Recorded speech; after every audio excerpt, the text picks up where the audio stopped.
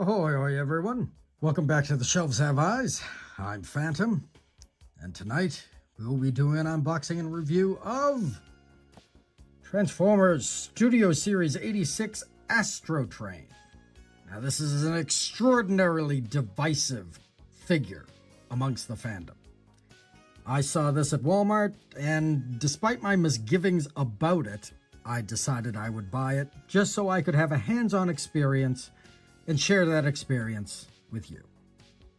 Unfortunately, it seems like the best version of Astrotrain you can buy that legitimately looks like the animation model and is still fairly in scale is the Dramatic Capture Astrotrain, which is a repaint of Siege Earthrise Astrotrain.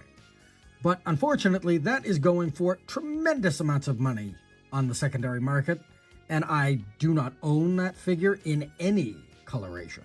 Unfortunately, I don't have anything to compare this to other than knowing what Astrotrain looks like and what his animation model looked like. So we'll do this. Let's just do this fresh, shall we? So looking at the box, we have the window and we have a 3D rendering. And it says Transformers the movie, Astrotrain, continuation of the art. You can see a little bit of Autobot City wreckage there. That's just his profile picture. And on the top, it says the Transformers Le Film. On the back, we have a screen cap from the movie of Astrotrain in his train form, as he loads up the Decepticons who are fleeing Autobot City following the defeat of Megatron. Here we have a stock photo of the character in his 3 modes, and it says it transforms in 29 steps from robot to locomotive and 16 steps from locomotive to space shuttle. So how about we open up this and take a look at what it looks like, shall we? All right, so out of the box, we have Astrotrain himself in his robot mode. Just separate his legs here. And it seems like there are still catches. Whoa! That's interesting. It's important to note here that this has a paint smudge of purple on his arm. Thanks for that great quality control, Hasbro.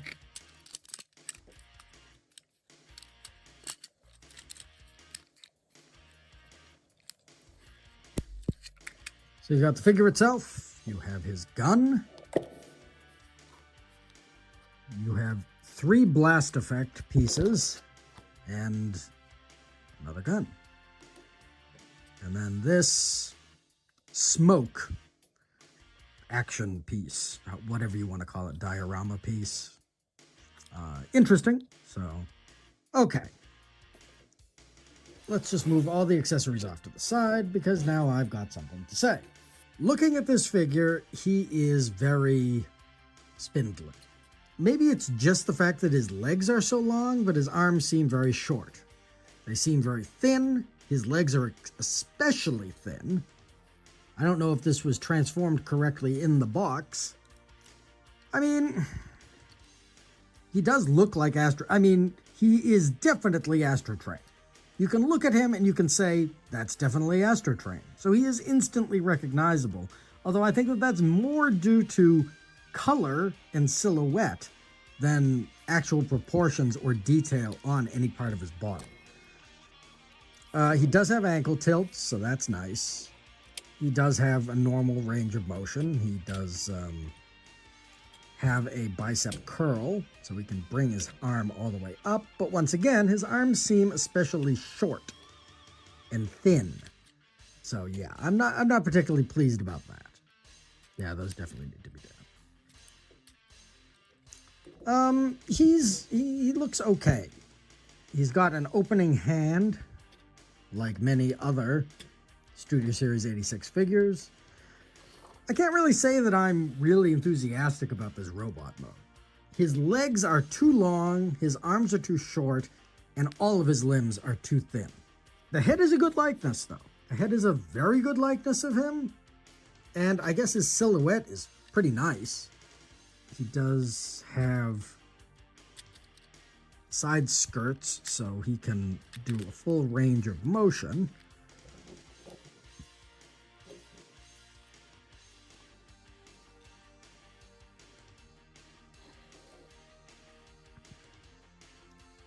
Yeah, I mean, he's as posable as any toy really can be. He has the same amount of articulation as any normal figure of any of the most recent lines. It's really just his proportions that are holding him back. They're just not very good. They're just not very good. They don't look good. It doesn't look right. There's a lot of kibble on him, and that's not necessarily a good thing. I mean, compare and contrast this figure to his War for Cybertron Earthrise mode, pictured here, and you see immediately that his proportions are better in the Siege version of the figure rather than this.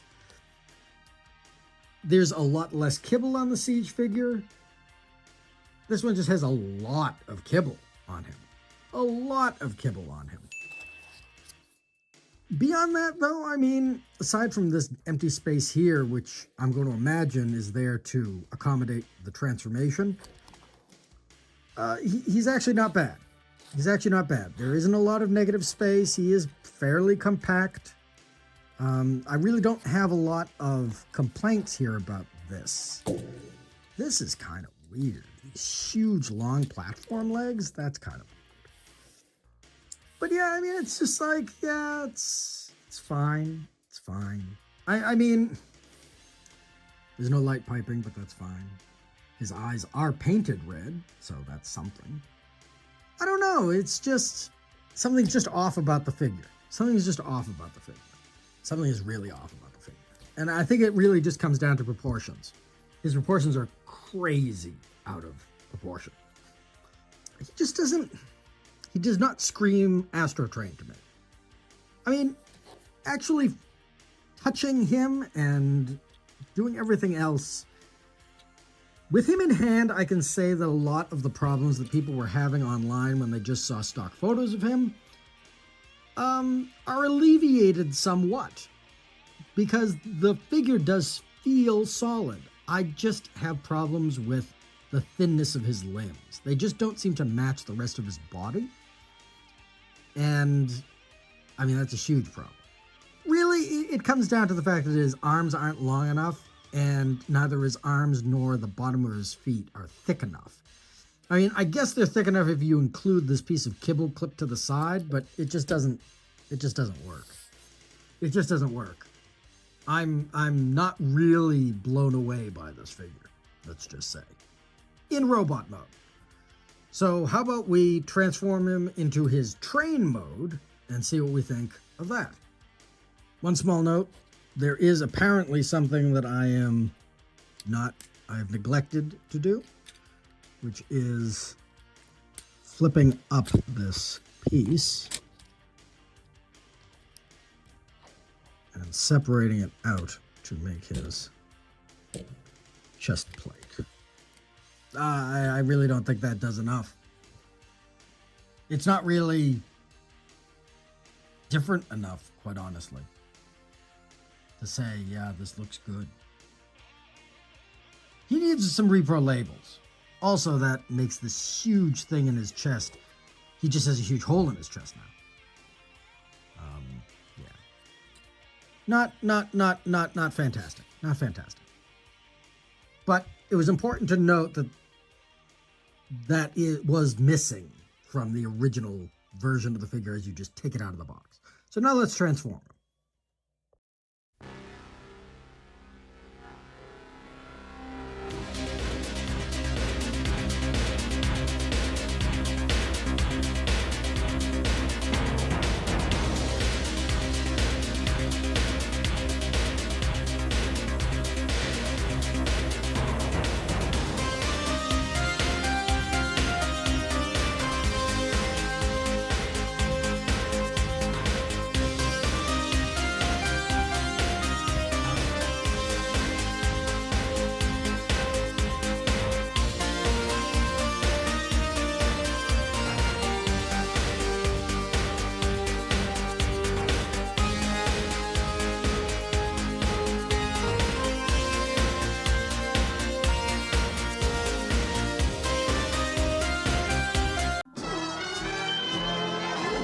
So here's Astrotrain in his train mode. That was a lot more involved than really I had any right to be.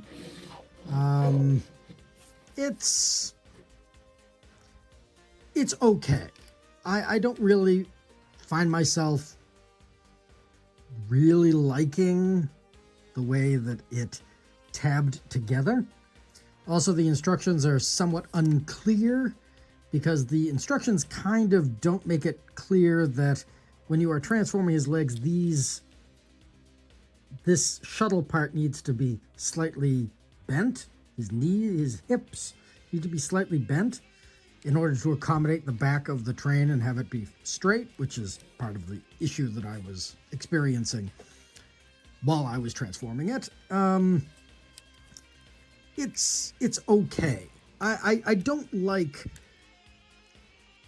the word over-engineered gets thrown around a lot, and I think that really this is significantly over-engineered. This whole thing where the wheels turn and the rails move. First of all, it's interesting. It's a nice little detail, but it gets stuck halfway through any rotation, and you need to like really apply pressure to get it to finish, to go through. It doesn't really work because just on a regular surface, the wheels don't turn. The whole thing just slides a little bit. You can just see a little bit of movement there, but not enough to actually be rolling. That's over-engineered. There's no reason for you to do that. It's cool, but maybe the designers should have been looking at something that actually worked rather than doing something that looked cool. This is, quite frankly, this is one of the stupidest features on Transformer I have ever seen. Nobody asked for this. Nobody asked for this. Nobody wants it. I want a figure that looks good in all three modes, which I know is almost impossible. But I want a figure that actually looks good rather than a figure that has a play feature like this. I mean, it really just comes down to that. Yeah, the steam rising is a nice touch, but his exhaust pipe isn't tall like a steam engine should be. Even like his toy model. His animation model, rather. So, I mean, this is cool and all, but I mean, it's useless. It's as useless as this train feature, which really is just, the more I play with it, the more it's pissing me off, because it seems like the designers went out of their way to get this feature included when nobody asked for it, nobody wants it, and it gets in the way of actually having a figure that looks correct. So yeah, it looks okay. I mean, yeah, it looks okay. It's not fantastic. I mean, with any triple changer, I mean, Blitzwing is a great example. Blitzwing is a horrible triple changer. His robot mode looks okay. His tank mode looks okay. His jet mode is awful. So I feel like that's kind of how it is with triple changers. I feel like two of these modes are going to be okay for Astrotrain and one is going to be terrible. Robot mode is okay. This is okay. So I'm kind of terrified to see what the space shuttle mode looks like. I mean, the details are nice. It does look like the kind of train, it looks like the train animation model from the show. So I can't really say anything bad about that. There are problems. There are problems, and it's just this. It's really just this. All of these could have been completely molded in. The wheels could have been just purely decorative. And he could have just had normal wheels on the bottom like the original toy. but instead they went through so much trial and error in design and construction and engineering to include these, they don't even work. And I think that that is going to describe essentially this entire toy. But let's transform this into his space shuttle mode, and let's see what that looks like.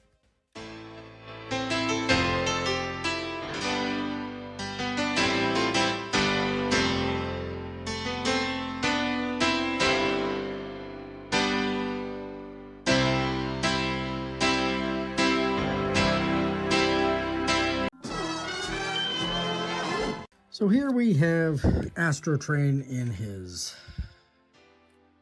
space shuttle mode, which is okay. Just gonna put the blast effect pieces, because why not, right? That's what these blast effect pieces are for. So there you have it.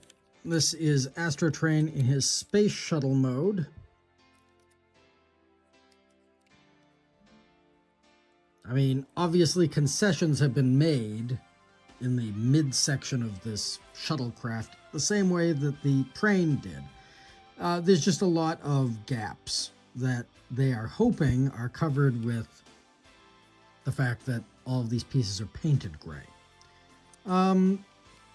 Curiously enough, despite the fact that his locomotive wheels do turn, even though the actual, locomotive section does not actually turn. His wheels do turn, but they have no purchase. They're simply soft plastic, smooth plastic. And so when you roll it, you're really just pushing the figure across. There's nothing for it to grip on. So yeah, naturally they don't work. Here, however, there are wheels built into these flaps. And he has wheels that fold down from the back of his feet in robot mode, so that this space shuttle actually does roll. It does actually roll on wheels. And that's about all the props that I'm going to give it. I mean, it's kind of 6 to 1, half a dozen to the other. For the locomotive mode, everything was encapsulated. But it almost felt like a shell former, but the shells were like masterpiece level engineering of folding and folding and folding and making smaller and then tucking inside. But the locomotive was fully encapsulated. It looked like a solid piece. This is the exact opposite. There's so much empty space here because they went out of their way to over-engineer the wheels. They needed to end up having all of this empty space here, when really, I mean, Siege showed us that you don't need to do that. But they decided to do it, and this is the figure that they came out with, so we're kind of left with it. Yeah, the blast effect pieces are cool, but all blast effect pieces are. That's not going to change how I'm initially thinking about this.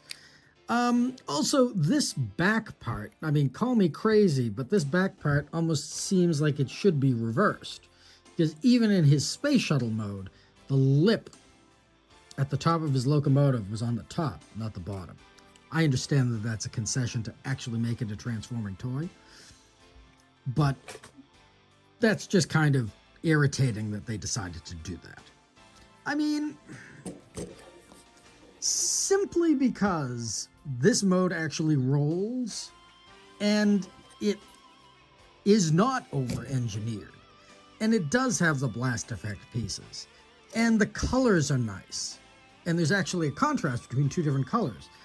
I'll give it to the space shuttle mode. The space shuttle mode is probably my favorite mode of the three. It seems like the designers made this toy so that the locomotive mode was going to be the thing that was going to wow everyone, its primary mode. But to that I say nuts. That was an ugly block of purple. This is more interesting, and it has the blast effects. Yeah, there are problems with it, but I think I vastly prefer this mode over both the robot and the locomotive. So, none of them are particularly great. I mean, this is not, you never pick up a triple changer and say to yourself, wow, I'm really looking forward to 3 excellent modes. No, nobody ever says that because nobody ever expects that. The curse of triple changers is, well, in G1, used to be one mode was better than the other 2. Or it could be like 6-shot, where absolutely none of the modes are great. But for my money, the Space Shuttle is probably the best mode of the 3, and the robot mode's okay. The locomotive mode, I could care less about. It's ugly. Just looking at those wheels just makes me angry. Because it just goes to show what could have been if whoever designed this wasn't so fixated on making actual rolling wheel assembly of a locomotive. So, you know what? I'll give it to this mode. This is my favorite mode. One small thing, as I was taking the blast effects out, it's worth noting that this includes a panel that opens up for some strange reason. I mean, yeah, this is technically how, this whole thing opened in the movie to allow the Decepticons to get inside. And there's no way that you would actually be able to play putting Decepticons inside of this Astrotrain. But this does have a hatch that opens. So you could play that. So here we are at the end. And once again, transforming him back into robot mode was fine. I would argue that it probably was easier to transform him from his shuttle to his robot mode than from his train mode to his robot mode.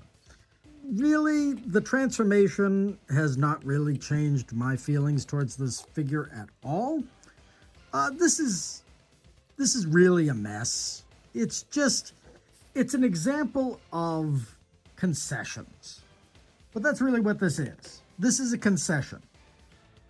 Your concession is you bought an Astrotrain figure that scales into Studio Series 86, and it's supposed to be as cartoon accurate as possible, as well as being on model in his alternate modes. What you have gotten is nothing of any of that. You are left with this figure, whose limbs are far too narrow and spindly. He's got significant issues with all of the kibble on him, these weird mismatched legs. The likeness is okay. The back is okay. I mean, there isn't a lot of empty space on the actual robot mode figure itself, but something is just wrong with its proportions. Something's just wrong with it.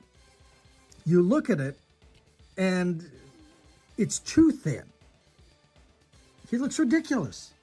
And then the other modes really aren't that much better. His train mode is over-engineered to the point of ridiculousness.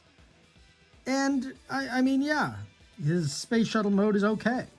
I mean, is that what we paid leader class price for? Did we pay leader class price for 3 okay modes? I mean, really, the robot mode should trump everything else. You should go out of your way to give us a good robot mode. Because that is what we are counting on. That is how the characters are shown mostly in the movie. The most in the movie. The movie shows the characters in robot mode. If you don't get the robot mode right, then what in God's name have you done? I don't think the robot modes for Bone Crusher and Scavenger in the Studio Series 86 Constructicons are great. I think their legs are awful. And overall, their proportions, their torso looks wrong. But did I forgive those? Because not only were their vehicle modes good, but also they still combined into Devastator? Yes, I will give that a pass. If they combine into Devastator, then that makes sense why concessions were made. For this toy, there should have been no concessions. This is a leader class. I mean, I don't think it's a leader class. I think it is, at best, Voyager class. Or maybe, what class is this toy? Is it Commander, or is it the Voyager, or is it Leader? I don't even remember. Does it even say on the box? It doesn't say on the box. I mean, they haven't included the sizes of figures on the box since, oh God, generations. Like classics. In any case, I'm just very disappointed with this figure. None of it really is right. The only thing that they got right is his head. His face looks okay. And I mean, if they had fixed the other issues, then I would have no problem with this. But now I'm looking at it and I'm like, do I want to pay over $100 for a used, complete Siege Astrotrain? Or do I want to pay $200 plus for the dramatic capture box set that includes the repaint of Astrotrain? No. Do I want to spend that money? No. No, I do not. I also didn't want to spend my money on this for what I got. But you know what? That's my own fault because I saw it in the package. I saw the publicity, the stock images. Before I bought it, I saw it in the package in the store and I said, I'm going to buy it anyway.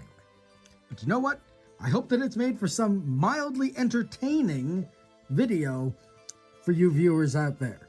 I'm going to go and look and see if I can find a decently priced third or fourth party figure of Astrotrain that I can use instead for my Studio Series 86 display. Thank you very much for joining me today on The Shelves Have Eyes. This is horribly disappointing, and I feel like I've wasted my money. Because for this amount of money, I could have probably bought a very decently used third or fourth party Astrotrain figure that would just scale much better with my figures, and I wouldn't be feeling the kind of pain that this is causing me. I mean, come on, let's be serious. As collectors, with the price increases that Hasbro is enacting and the big box stores are enacting nowadays, like, every penny counts. Like, no one has the disposable income that they used to have. And buying Transformers used to be almost a no-brainer. Now it is a painful process because you look at the shelf and you see how marked up the prices are nowadays. And you really have to say to yourself, do I really need this figure? And I'm sorry to say, but I could have done without this figure. I mean, I have it. I do regret buying it, actually. I regret buying it a lot. It's going to take a while for me to actually get over this. In any case, this is a failure on just about every level. And it's really galling that Hasbro thought that this was acceptable. I mean, almost as galling as the limited retooling that they did to Studio Series 86 Shockwave. It just, oh my God, I can't let this go. Let's just double down on that. Like, we know that engineering for Commander class Optimus and Megatron was tremendous. Like, those are very good figures. I mean, I do not own Megatron yet. Do not have him in hand, but the Optimus figure was an amazing bit of engineering. And it bothers me that they then spent money on somebody to design this, which is the most messily over-engineered nonsense that I've seen in a very long time. Anyway, thank you very much for joining me today. I hope that you enjoyed this review as much as I enjoyed making it. Did I enjoy making this? I really can't tell. In any case, if you enjoyed watching this, please think about liking the video, commenting, and subscribing to the channel so you'll know when the next video drops. I'll have a lot more Transformers Studio Series 86 reviews coming on down the pipe, so stay tuned for that. And if you just want to talk Transformers, just send us a message or leave a comment on this video. We respond to every comment, and I just love talking Transformers, so send me a line if that tickles your fancy. Anyway, thank you very much once again. I have been Fantom. This has been The Shelves Have Eyes. Have a good night, y'all.